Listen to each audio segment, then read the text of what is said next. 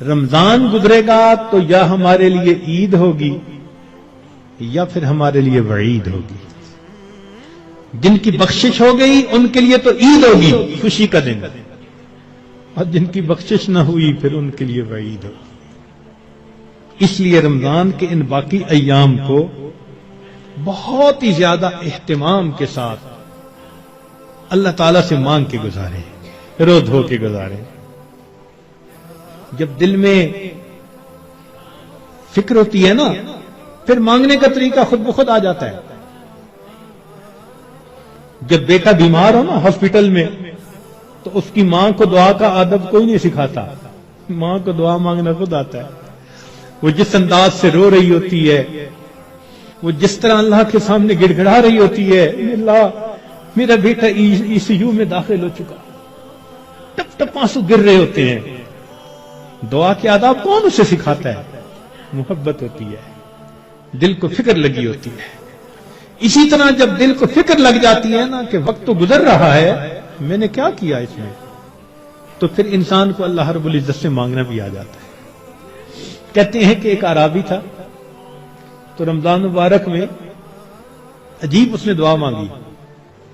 کہنے لگا اللہم انک امرت بعتق العبید ونحن عبیدک. اے اللہ، آپ نے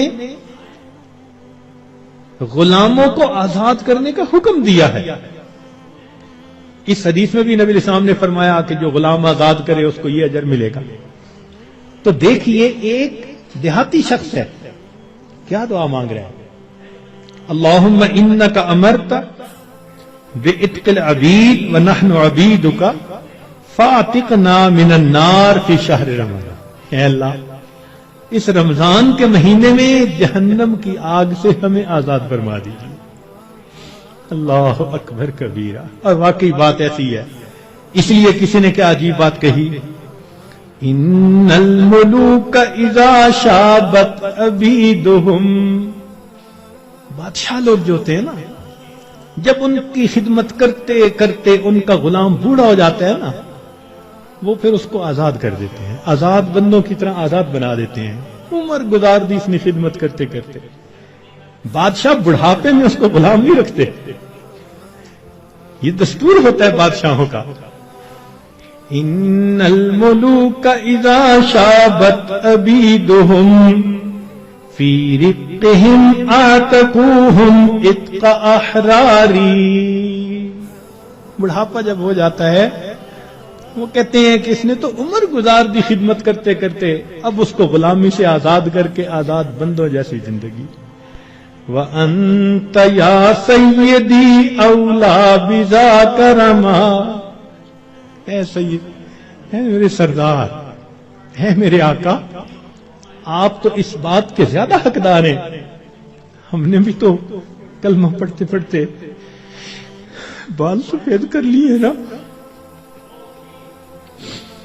دل سفید نہ کر سکے، بال تو سفید کر بیٹھے.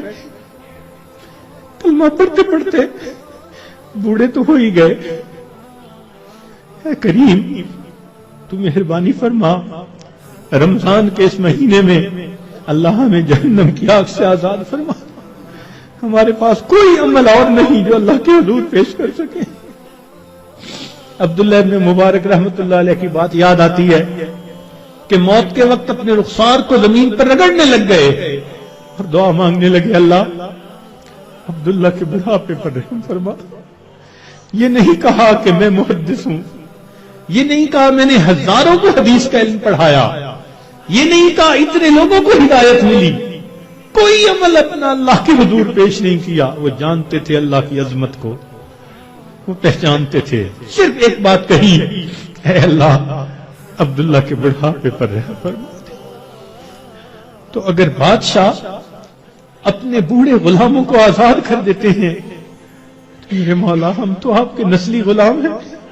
ہمارے والد بھی آپ کے در سے مانگ کے کھاتے تھے، ہماری والدہ بھی آپ کے در سے مانگتی تھی. اللہم انی عبدک وابن عبدک وابن امتک. کیا مانا اس کا؟ یہی تو ہے. میرا باپ بھی مانگتا تھا آپ کے در کا، میری ماں بھی منگتی تھی، میں بھی منگتا، اللہ مہربانی کر دیجیے، اپنے در سے خالی نہ اٹھائیے۔